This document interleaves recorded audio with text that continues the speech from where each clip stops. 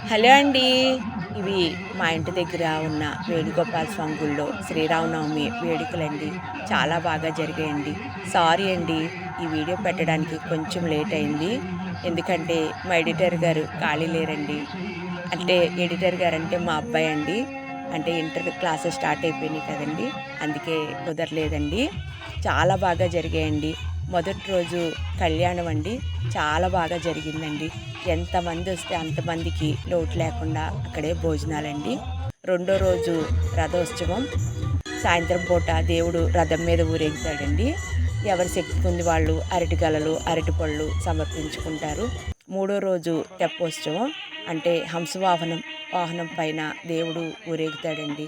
చాలా బాగా జరిగాయండి. చాలామంది జనం వచ్చి దీన్ని దర్శించుకున్నారండి. మీరు కూడా తప్పనిసరిగా ఇటు సైడ్ వస్తే మీరు ఈ గుడిని తప్పకుండా దర్శించుకోండి. ఇంతకీ ఇది ఎక్కడంటే పశ్చిమ గోదావరి జిల్లాలో తాడేపల్లిగూడెంకి దగ్గరలో ఉన్న కే పెంటపాడు గ్రామంలో ఉందండి.